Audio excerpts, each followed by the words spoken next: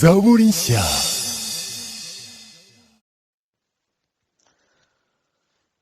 Bavandimwe ndabasuhuje mu izina ry'Umwami wacu Yesu Kristo. Nkuko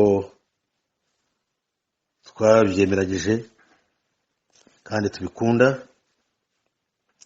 ni akanya keza kugira ngo twige nanone cya cyigisho kigari cyitwa ukuri kujyanye n'aya mage turimo, cyangwa ukuri kubijyanye n'aya mage turimo, igice cya 4.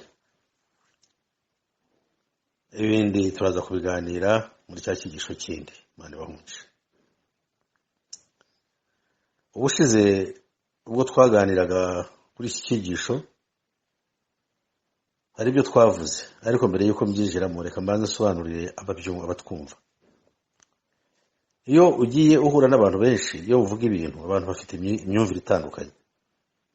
Hari abashima ibyo bavuze, haravuga atoya ahubwo bakatubwiye ibi, abandi batari ko biriya se sina ngombwa, abandi batari ko twe dushaka gusa kumva Kristo, kandi Kristo bumva yanditse mu bitabo bafite bahora bahetse, ariko ntibashobora kumenya kuko umwuka w'Imana niwe werekana Kristo.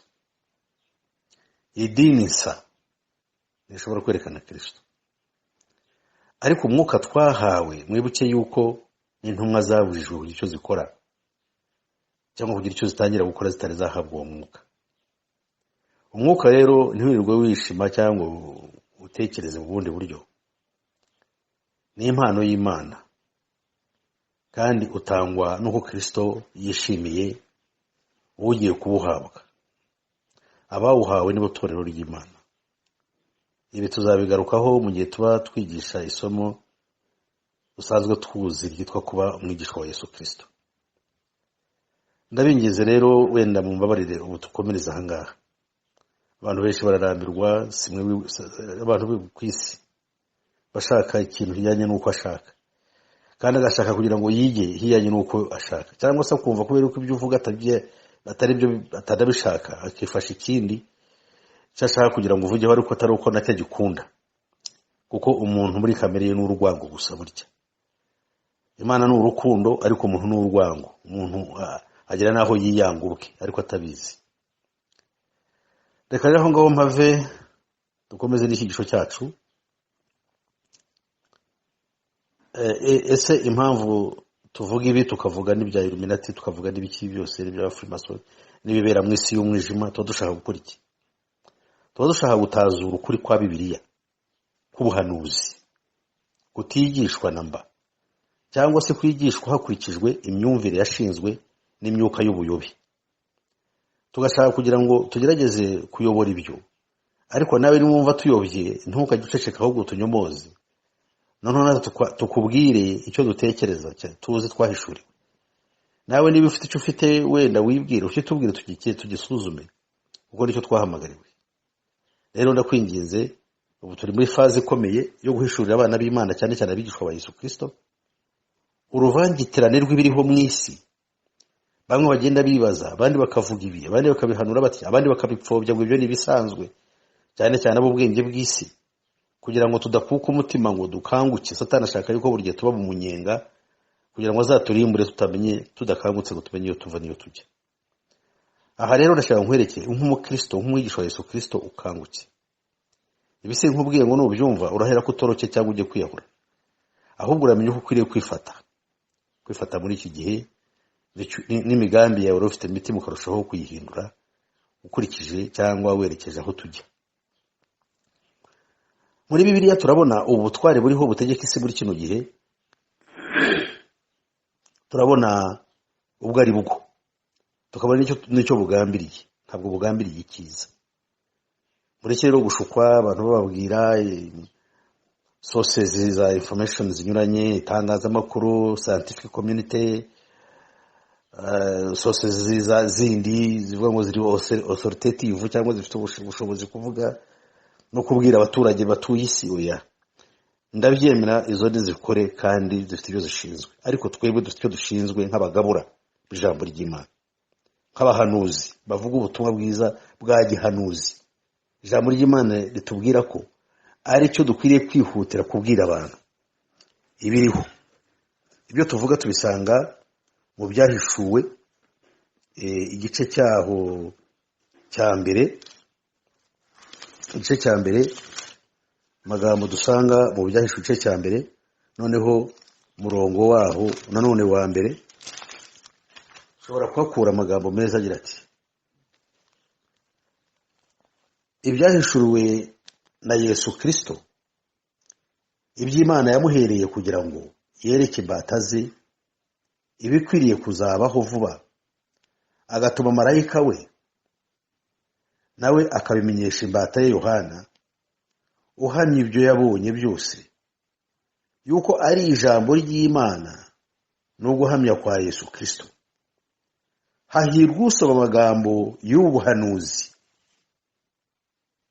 hahirwa n'abayumva bakitondera ibyanditswe muri bwo, kuko igihe kiri bugufi. Muvandimwe unteze amatwi, ibintu bigutungure. Yesu avuze amagambo akomeye ayanyujije muri marayika we nawe akageza ku mbata ya Yohana. Umurongo wa 3 ahangaha ni ukwiriye gutekerezwa. Hahirwa usoma amagambo y'ubu buhanuzi. Uwo ni uwa mbere uhirwa, ariko hari undi umurusha guhirwa. Hahirwa n'abayumva, ariko ntibayumve gusa, bakitondera ibyanditswe muri yo. Kubera iki se? Kuko igihe kiri bugufi. Amina. Mutware nawe mushiki wacu nyumva, haya magambo amaze imyaka 2000 biravuzwe, ariko uko turushaho kwegereza ibihe niko ibyo byose bigenda bisohora. Satani yifuza ko abantu batega amatwi ibibaryohera byo muri iyi si. Abigisha hirya no hino bamaze kubona benshi, kuko ni umwuka mubi. Abigisha se ni byiza yuko baba benshi? Yesu yaravuze ngo ibisarurwa ni byinshi, ariko abasaruzi ni bake. Bityo rero ni mwinginge nyiri ibisarurwa yohereza abasaruzi benshi mu murima we. Uwo ni umwuka ubivuga muri Kristo Yesu. Ariko rero kandi umwuka akongera akavuga ati: abigisha muri mwe bajye baba bake, kuko tuzabazwa ibyo twigisha. Umwuka rero ahangaha ntarwanya, ahubwo harimo icyo avuga. Ese urigisha ari uko watumwe na nyiri umurima? Niba ari byo ni byiza. Urigisha se kubera amashyushyu ibyo ushaka kugira ngo umenyekane, cyangwa urigisha kubera ko hari idini ryawe ushaka kudefanda kugira ngo ibyo ryizera ryagupakiyemo ubyigisha abantu? Ibyo ni ikibazo gikomeye. Aya magambo rero y'ubwiro bw'Imana turimo dukwe duhishura tuvuga, dufite ishyaka rituruka ku Mana kugira ngo abari mu isi bamenye uko bameze. Aya magi ariho atume duhungira muri Kristo.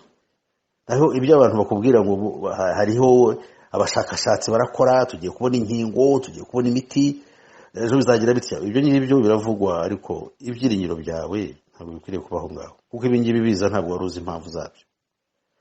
Kandi simvugiye ibi ngo wumve yuko ibingibi ari igitangaza. Bushize nababwiye ko ibingibi ari itangiriro ry'ibihe bibi, nta nubwo dukwiriye kubyitaho. Hari ibindi biza bigiye gukora. Nababwiye yuko umugambi w'inyamaswa ya kane tugiye kwinjiramo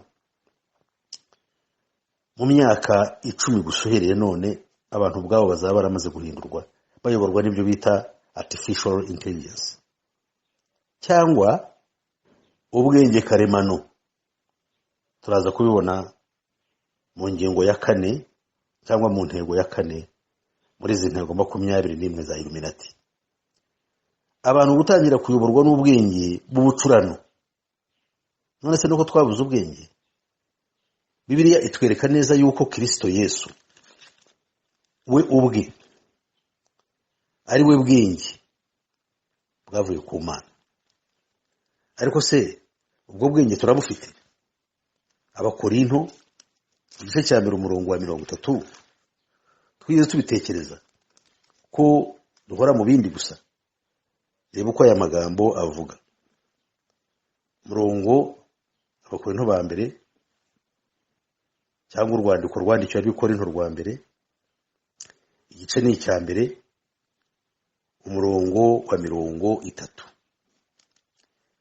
ngo iyo Mana niyibaha kuba muri Kristo Yesu, niwe waduhindukiye ubwenge buva ku Mana no gukiranuka no kwezwa no gucungurwa, kugira ngo bibe nk'uko byanditswe ngo uwirata yirata Uwiteka. Amina. Bavandimwe, umurongo wa 30 biravuga ngo Imana niyo ushobora kuduha kuba muri Kristo. Twe kujya turwana, dushobora kuba mu madini, ariko kuba muri Kristo ntabwo ari icya bose. Uwo kandi ngo niwe waduhindukiye ubwenge buva ku Mana no gukiranuka. Yesu niwe waduhindukiye ubwenge, aduhindukira gukiranuka ndetse no kwezwa niwe, kandi kigiritse kuri ibyo no gucungurwa. Haleluya. Bavandimwe rero, ndagira ngo icyo kintu tucyumve mbere yuko nkomeza, tugire ibintu byo kwihanganirana no kumenya icyo dushaka kuvuga. Twe turashaka kwereka hisigana dukurikije itegeko ry'umwami wacu yo guhishurira abantu ibintu biriho twifashishije Bibiliya, noneho tukareba n'ibyo Bibiliya itwereka ku biriho, kuko Bibiliya ivuga inyamaswa hari icyo ishatse kuvuga. Iravuga ubutware nibyo mugambiriye gukora. Niba ivuze ngo buzasiribanga ibintu byose, reka kubihindura indirimbo cyangwa mu mutwe wawe wumve yuko ari ibintu biraho bizaba we rutakiriho cyangwa se n'ibinabaho, ariko niba utanabyumva ibyo birumvikana, nta kibazo, ariko uraza kubyumva. Niyo mpamvu iyi gahunda iriho, kugira ngo twigishe abantu bacu, cyane cyane intore z'Imana. Izihe ntore se? Zandi Imana yemereye kuba muri Kristo, ko niyiduha kuba muri we, kugira ngo atagira uwirata ngo genda umuhanga. Oya, ahubwo uwirata yirata iki? Yirata Uwiteka wamabariye akamuha kuba muri Kristo. Imana ari guha umugisha kandi gutinda aho ngaho, naba ngiye kukubwiriza kandi wenda ari wowe muhanga afite, wenda ari wowe ubibwiriza, ariko reka nkwereke ahubwo ibyo dusangiye muri ibi byose. Reka twiyibutse ko nabasezeranyije iby'iyi nyamaswa ya kane, igaragarira mu gice cy'igishushanyo kigizwe n'amaguru noneho n'ibirenge by'ibumba bivanze n'ibyuma. Umurongo wa 40 w'iki gice cya kabiri cya Daniel uravuga ngo ariko ubwami bwa kane buzakomera nk'icyuma, kuko ibyuma ari byo bimenagura ibintu byose bikabijajagura, kandi nk'uko ibyuma bimenagura ibintu byose, niko ubwo bwami buzamenagura bukajanjagura butyo. Kandi nk'uko wabonye ibirenge n'amano ari igice cy'ibumba ry'umubumbyi n'igice cy'ibyuma, niko ubwo bwami buzigabanyamo, ariko muri bwo hazaba gukomera nk'ibyuma, nk'uko wabonye ibyuma bivanzwemo ibumba, kandi nk'uko amano yari igice cy'ibumba n'igice cy'ibyuma, niko ubwo bwami buzamera. Igice cyabwo kimwe kizaba gikomeye, ikindi kidakomeye. Ariko icyitonderwa gikomeye ahangaha, kandi nk'uko wabonye ibyuma bivanzwemo n'ibumba, niko bazivanga n'urubyaro rw'abantu, ariko ntibazafatana, nk'uko ibyuma bitivanga n'ibumba. Nuko rero igiteye ubwoba kandi gishimishije ku ruhande rw'abari muri Kristo, nuko ku ngoma z'abo bami Imana yo mu ijuru izimika ubundi bwami butazarimbuka iteka ryose, kandi ubutware bwabwo ntibuzazungurwa n'irindi shyanga, ahubwo buzamenagura ubwo bwami bwose bukabutsembaho, kandi buzahoraho iteka ryose. Uko wabonye ibuye ryavuye ku musozi ritarimbuwe n'intoki, rikamenagura ibyuma n'imiringa n'ibumba n'ifeza n'izahabu, niko Imana ikomeye yahishuriye umwami ibizaba mu bihe bizaza, kandi izo nzozi ni iz'ukuri. Icyo ni icya mbere. Icya kabiri, no gusobanurwa kwazo ntiguhinyurwa. Amina. Bavandimwe, tureba n'ubwami bwa Roma ku buryo bwihariye. Mu cyigisho cy'ubushize twavuze kuri iki gishushanyo cyose, duhereye ku mutwe, igituza n'amaboko ariyo feza, tureba inda n'ibibero ariyo miringa, ubwami bw'Abagiriki. Ariko ntutureba ubwami bwa Roma, ubu nibwo twitayeho cyane ko nibwo bwatsindagiwe. Bwagombaga gutsindagirwa kubera ihe mpamvu se? Kuko buzagumaho kugeza Yesu aje, niwe uzabukuraho. Ibuye ritarimbuwe n'intoki, Nebukadineza yarasinziriye muri za nzozi ziraribona, abona ibuye ntirimbo y'intoki raje rikubita cya gishushanyo, ariko rihereye hehe? Ku mano, rikubita ya mano, rikubita ibirenge by'ibumba n'ibyuma birajanjagurika, amaguru nayo arafatwa y'ibyuma by'umwimerere, noneho bishingira n'ibindi bice byose byari bisigaye by'igishushanyo. Ibyo ngibyo uraza kubisoma muri iki gice. Reka rero turebe ibi birenge, aya maguru y'ibyuma. Ubu turi ku musozo w'igishushanyo, turi ku ibumba rivanze n'ibyuma. Nababwiye yuko iyo porogaramu ni ukuvuga ngo buno bwami bwa Roma bugizwe n'ibyiciro bibiri by'ingenzi. Icyiciro cya mbere cy'ubwami bwa Roma bugizwe n'amaguru abiri, ubwami ukuguru kw'iburasirazuba kwari kugizwe na ibyo bita Byzantine Empire, yari ifite icyicaro i Constantinople, ariyo yaje kuvamo ubwami bukomeye ishami ry'iburasirazuba. Hanyuma tukabona rero n'ubwami ukuguru kw'iburengerazuba kugizwe n'uburayi bw'uburengerazuba, bufite icyicaro mu buryo bw'idini i Roma, bugizwe n'icyo bita Agaturika. Kikaba ari igishushanyo gisengwa cyubatswe n'umwami Constantine. Hanyuma umwami Constantine yaje kwimukira i Constantinople, aragenda arahubaka, arahaba. Biza gucikamo rero ibice bibiri by'ayo maguru, nk'uko amaguru yaje mu bwami bwa Roma, kandi nk'uko tubizi ubwami bwa Roma n'icyo gishushanyo cyaje gucikamo ibice bibiri mu mwaka w'1054, ubwo idini ry'Aborthodox ryifataga ukwaryo, ikaba ariyo kiliziya y'Iburasirazuba, hagasigara na kiliziya y'Iburengerazuba iri munsi y'ubupapa. Hanyuma hagasigara n'ubutware bwa kiliziya bw'Iburasirazuba bugizwe n'ibice bibiri biyoborwa n'abita abapatriarchs, uwo muri Constantinople ndetse n'uwo muri Alexandria muri Afrika. Reka rero twe kubitindaho, ariko ubimenye utyo. Niyo maguru turiho turamanutse tugeze ku birenge. Ibirenge ni gahunda yatangiye nyuma y'intambara ya kabiri y'isi yose.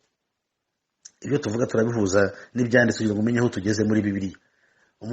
Bibiliya hano iradusaba kugira ngo ibintu tubyigishe abantu babimenye kandi babyitondere, ariko Satani ntashaka ibyo tubimenya. Duhore mu bintu bya kera, tuvuga Yesu yica Goliyati, umuntu akabwira undi ngo mwene data Goliyati wawe arapfuye, Imana irabinyeretse. Goliyati w'ubukene, Goliyati w'inzara yakuryaga. Ibyo ariko bizaherera he? Ninde ukora ibyo? Uvuga ibyo babihereye he? Ko dushaka ibyubahiro byacu kwishe. Goliyati se uzi icyo ari cyo? Goliyati wawe, ese Goliyati wawe uramuzi? Uterekada ni ubushomeri, wenda n'inzara, n'ubugumba, n'uko wabuze umugabo. Tukirirwa muri ibyo tuba turiyo mu buvumo n'ahandi ngo turiga. Reka mbasabe twitaze iryo shyano, dutube amaso turebaho ibintu bigana nshuti. Goliyati na Dawidi nabyo bifite icyigisho cyabyo, uko umuntu umwuka yamuyobora yabyigisha bigafasha itorero. Ariko utangiye kubishyira amarangamutima utari no muri Kristo, ntabwo ari byo. Ushobora kubyigisha ubundi buryo bushobora kuzagukururira umuvumo. Tujye twigisha ibintu by'Imana twitonda, ntabwo ari ibintu umuntu apfa kuyobora akaza akamenaho. Simbateye ubwoba mwabuze kwigisha, kandi sinshaka kugira ngo mundakarire muri ibyo, ariko ndabagira inama nk'umukuru mwene wanyu, kandi muhamagawe nkamwe. Imana ibahe umugisha rero. Noneho ahangaha icyo tuvuga ha, tumaze kubona aya maguru, ibi birenge turabibonye. Tubonye yuko ibi birenge nababwiye yuko ari igice cy'ibirenge cyatangiye muri porogaramu ya nyuma y'intambara y'isi yose, runahigiriyeho ubwo bwami buro ntuburiyunga. Dore ikintu gishekeje, ibihugu bikomeye ariyo mahembe 10 n'ibyuma n'ubutware byimvanze n'ibindi bihugu ari ryo bumba bikoze ikintu kimwe kiri muri Loni. Bose bicaye muri Loni ngo barangana, kandi ntabwo bangana. Noneho ikintu kibabaje nanone ku rundi ruhande, murongo wa 42 hari icyo uvuze. Uravuze ngo hatari umurongo wa 42 ndetse na 3, ngo kandi nk'uko wabonye ibyuma bivanzwemo ibumba niko bazivanga n'urubyaro rw'abantu, ariko ntibazafatana nk'uko ibyuma bitavanga n'ibumba. Bakundwa, iki ni ikintu gikomeye cyane. Ese ujya ubitekereza? Muri ubu bwami bwa Roma, igice cya nyuma kirashishije cyane, kigizwe n'ibirenge n'amano. Ibumba n'ibyuma ni ibintu bidashoboka. Ubundi ubwami bwa Roma bwatangiwe na Satani, niyo ibutegeka. N'abo bukorera nk'uko twavuze ko ari inyamaswa, ubwayo yiswe icyuma kandi igasiribanga isi yose. Noneho uko isiribanga, ba bandi basiribangwa baje kubeshywa, nabo bavuga yuko bari muri ubwo bwami, bahabwa imyanya, ariko mu by'ukuri ari ibumba. Ibumba ridashobora kugira icyo ryakwimarira. Ariko uyu murongo hari icyo uvuze gikwiriye kwitonderwa. Mu by'ukuri abantu twese nyoko muntu ni ibumba. Igituma inyamaswa iba icyuma ni uko imikorere cyangwa imbaraga zirimo zikora zisenya hakoreshejwe abantu. Mu by'ukuri nicyo cyuma kandi icyo cyuma ntabwo ari abantu. Nababwiye yuko mu mwaka wa 41, 1941, bamenya umugirwakazi wakoreraga porogaramu ya Illuminati kugira ngo ushyirwe mu bikorwa, ari nawe wanditse ibitabo 25 birimo ubwiru n'amabwiriza akoreshwa n'umuryango w'abibumbye mu kuyobora isi. Ibyo bitabo 25 byanditswe n'uwo mugore, 19 kuri byo yabyanditse ashorewe cyangwa ayobowe n'umwuka wa icyo bita Joari Kul. Joari Kul ni uwo mudayimoni wamuvugiragamo. Hanyuma ibindi 6 niwe wabyiyandikiye, agerageza gusobanura ibyari byanditswe muri bya 19, bityo byuzuye ibitabo 25. Iyo niyo Bibiliya iyobora isi. Reka rero ubu ngo tube tumuvuyeho. Yavuze ikintu gikomeye, yavuze yuko isi nyuma y'intambara ya kabiri y'isi yose izaba iyoborwa n'abantu cyangwa n'imyuka y'abatagira umubiri, icyo twita non-physical entities mu Cyongereza. Nibo bayobora isi, nibo batanga amabwiriza y'ibikorwa byose ku isi. Bibiliya yavuze ngo abo ngabo bazivanga n'urubyaro rw'abantu, ariko ntibashobora gufatana nk'uko ibumba bidashobora gufatana n'iki n'ibyuma.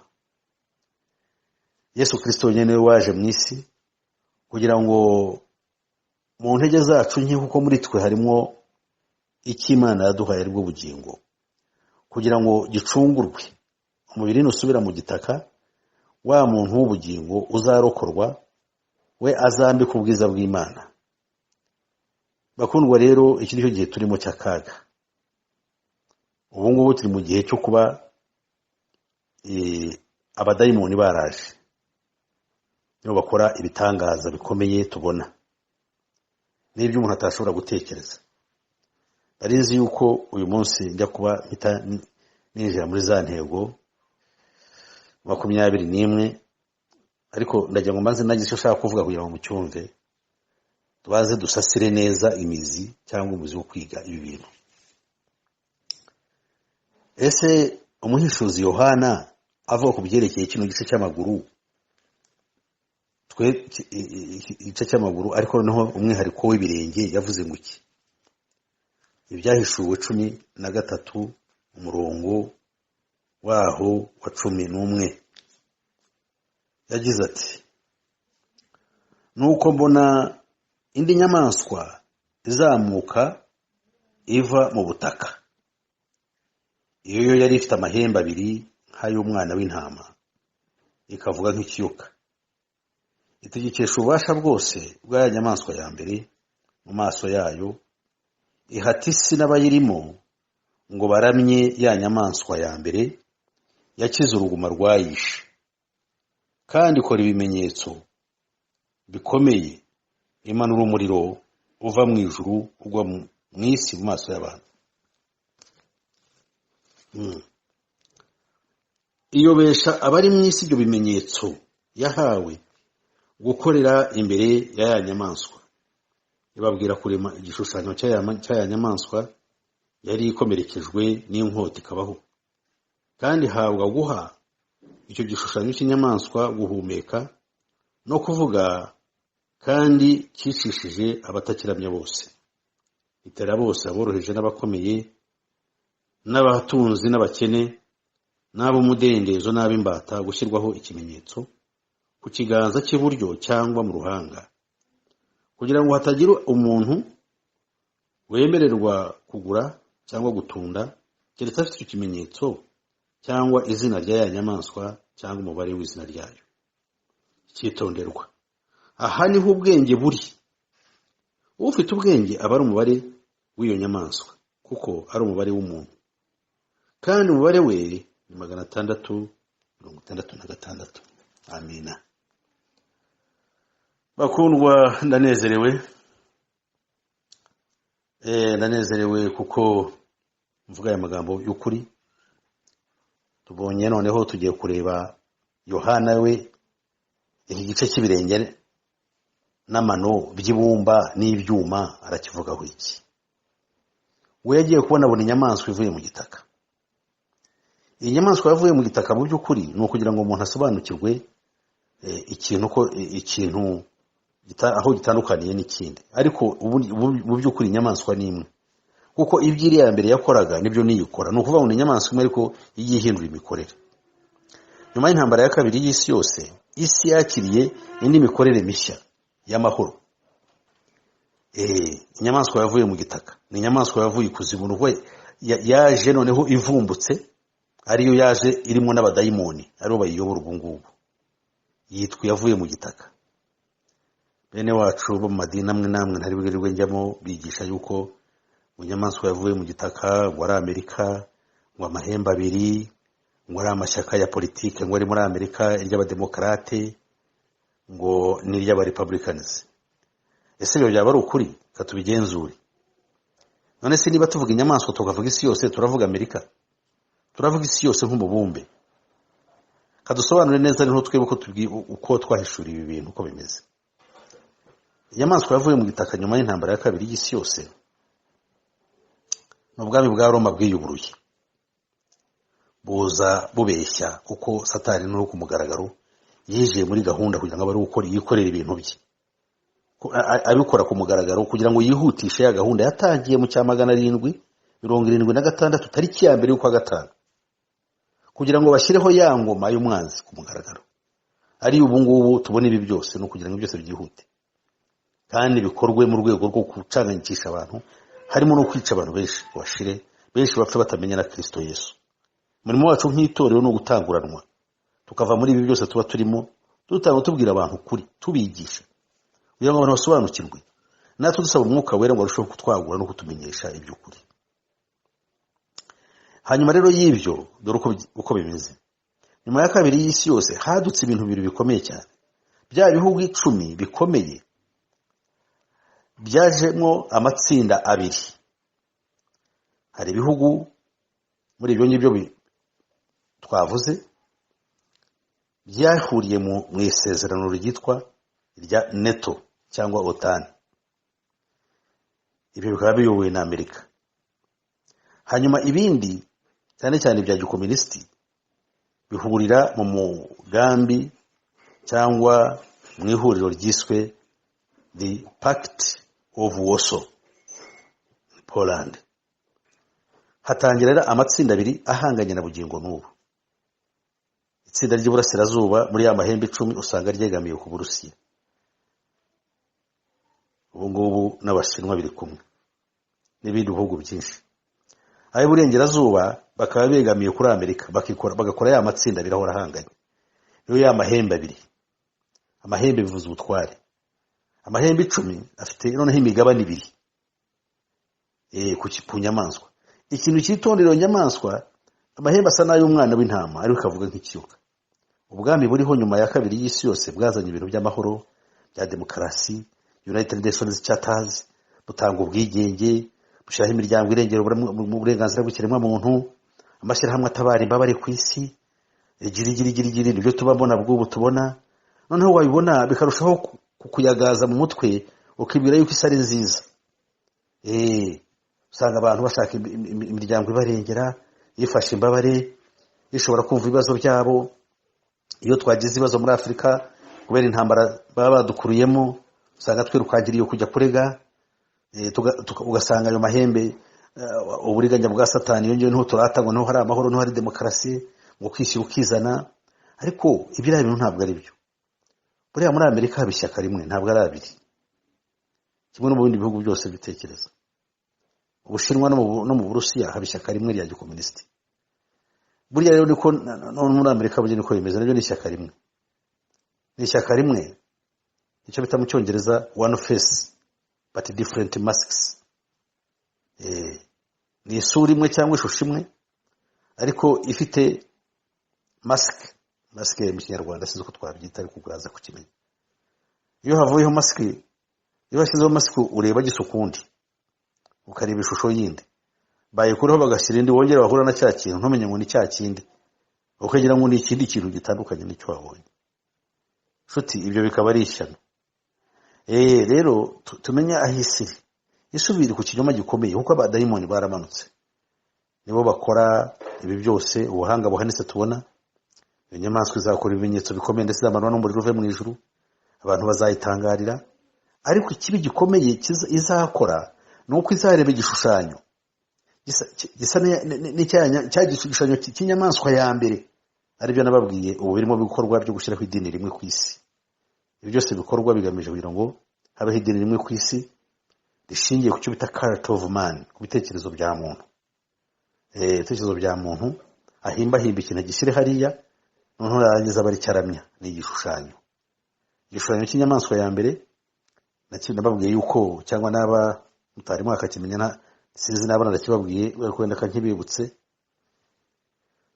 Ni igishushanyo cyashinzwe nyuma yuko Uburoma bwigaruriye Kiliziya cyangwa Ecclesias, Ecclesias bivuza abahamagaye kuvayo, kuva hehe, kuva mu isi. Noneho irabigaruriraho kugira ngo bave mu isi ahubwo bayigwamo. Bahatirwa gusenga ibigirwamana n'imihango ya gipagane izamo, kandi iremerwa, iratagatifuzwa, tukabaho. Icyo ni igishushanyo gisengwa. Icyo nicyo Martin Luther yahagurukiye kurwanya, nicyo cyarimbuje benshi. Nabwo bukigikora uwo murimo, ariko ntikigiye kuza ubwa kabiri cy'inyamaswa iyi ngiyi iri mu irema giteye ubwoba. Kigwiriyemo byose, tuzakivugaho ku buryo bwihariye, ariko ubu nagira gusa tumenye uko bimeze. Inyamaswa rero irimo yarahagurutse, kandi ntabwo izarema gusa abantu kubahatira kuramya cya gishushanyo kugira ngo utakiramije kimwicishe. Ntabwo izagarukira kuri ibyo byonyine, ahubwo hari n'ikindi izakora.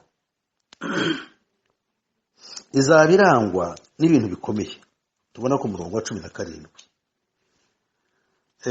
Ku murongo wa 16 baravuga ngo itera bose aboroheje n'abakomeye n'abatunzi n'abakene n'ab'umudendezo n'ab'imbata gushyirwaho ikimenyetso ku kiganza cy'iburyo cyangwa mu ruhanga, kugira ngo utagifite yewe kurya, yewe kugura, yewe kugurisha.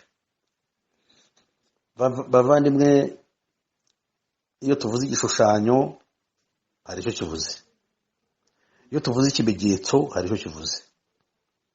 Ikimenyetso dukurikije Bibiliya ni umwuka w'Imana wahawe itorero, ikimenyetso cy'Imana mu bana b'Imana. Ni abahawe umwuka w'Imana akaba ikimenyetso kuri bo.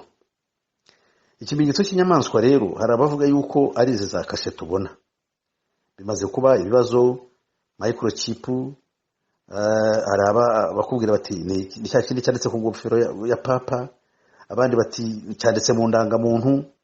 Usanga umuntu arafashe indangamuntu arayikasa arayijugunye. Hari abo nabonye bajugunye za perime, abantu bagasazwa n'ibintu bibwira yuko ubwo ari bo bahunga iki cya kimenyetso. Je ntabwo ndi kumwe nabo, ariko simpinyuye n'ibyo bavuga. Microchip koko zizaza, ariko Imana iduha kuba muri Kristo. Imana iduha kuba muri Kristo niyo izaturinda. Imana iduha kuba muri Kristo nta kintu ishobora kutuvunura mu biganza bya Kristo. Byashoboka bitese? Microchip yananukanya na Yesu bite? ubu si ibyo bansizemo ibyo bagenda baduha baha abana baha abagore bacu tuza ari ibiki cyane cyane muri bya bintu bijyanye no gukingira n'ibiki byose tuzabona ibingibi bino ndwara z'ibiza yuko ikihishe inyuma yabyo ari ukugira ngo bakore icyo bita mass vaccination programs gukingira abantu bari mu isi muri uko kubakingira nimwe bazabashyiramo urupfu sivuze ngo uzange cyangwa urwane kuko wabishobora utese ariko gihe icyo nzi ni kimwe nicyo nakugira mu inama kungira muri Kristo niba ufite Kristo muri wowe iyo microchip bagushyiraho yakugira itese ese Yesu yazayiguhora niba bagufashe ku ngufu bakakuroga cyangwa mu bwenge mu ibanga bakakwica wakwirinda ute ibi bintu bagiye gukora niba ufite Kristo Yesu muri wowe ufite Kristo Yesu ari muri wowe ufite Kristo Yesu muri we umwana w'Imana afite ubugingo buhoraho nose niki cyaza kikamuvanamo Yesu Kristo ni microchip se ariko mu buryo maza mutekereza ibintu bya microchip bimaze kubishya hirya no hino nduru ziravuga ariko hari n'abanze kureba televiziyo hano iwacu hari n'abanze gufata telefone n'inshuti zanjye nyambagenderera ariko uyumva ashatse kugira ngo ngire icyo mbabaza ikibazo no ugomba kuvunyisha nkatumaho umuntu bikantwara n'ukwezi kuko muri telefone cyane cyane zino za touch harimo ibibazo byinshi ntakorerwa njyaho bituruka kuri satani kandi kuko bishobora kugira ingaruka ku muntu ariko ntabwo bishobora kudutandukanya n'urukundo rwa Kristo kandi izi telefone zo dukoresha ni kwivuga butumwa no ku bindi bikorwa byiza dukora bakundwa iyo turi muri Kristo Yesu tugira ubwenge bw'Imana rero reka mbatekerereze gatoya ku byerekeye iki kimenyetso kugira ngo ndekere ahangaha ko ndabona bitwaye iminota myinshi ndavuga ibyerekeye ikimenyetso kiravuze ngo aha niho ubwenge umurongo wa 18 uratubwira ngo aha niho ubwenge buri bakundwa ubuhe bwenge se buvugwa n'ubwenge bwa Kristo ntabwo ari ubwenge bw'abantu ntabwo we wabyishyiramo ngo bimenye kandi ufite ubwenge ufite ubwenge ubuhe bwenge se bw'ubuhanga se bwo kuba uri igitangaza ashwi kuba ufite Kristo aba ari umubare w'iyo nyamaswa kuko ari umubare w'umuntu kuvuga ngo umubare w'iyo nyamaswa tubare uwo ngo bavuga umubare w'umuntu ubutaha nicyo zababwira uwo ari wo babwire n'inkomoko y'ibi ngibi icya kabiri kandi umubare we ni 666 naha ngaha turareba ku murongo wa 17 ho kugira ngo nsubire gatoya haravuga ngo kugira ngo hatagira umuntu wemererwa kugura cyangwa gutunda keretse afite icyo kimenyetso cyangwa izina rya ya nyamaswa cyangwa umubare w'izina ryayo ibyo nuko ari bitatu agomba kugiramo kimwe ariko kandi ibyo bintu uko ari bitatu ni ikintu kimwe gifite gusa amazina atatu ni ubutatu muri make ariko buvuga ikintu kimwe ahubwo umusobanuzi arimo arasobanura agomba kuba icyo kimenyetso cyayo cyangwa izina ryayo cyangwa umubare wayo izina ry'inyamaswa ari naho ikimenyetso cyayo ari nayo umubare wayo uzingiwe hehe mu mubare w'umuntu ari 666 Imana ibaho umugisha ibagirire neza kuko ndabona bitwaye iminota myinshi ariko wihangane ugikurikira kino kiganiro Imana iguha umugisha tuzahera kuri aya magambo nyasobanure hanyuma twinjire muri ya mahano adutegurirwa n'inyamaswa ari dushyiraho n'ibimenyetso mu buryo butoroshye tuzareba ikimenyetso nyakuri cyari cyo turebe n'ukuntu twacyitaza mu izina rya Yesu Kristo Imana ibaho umugisha amina.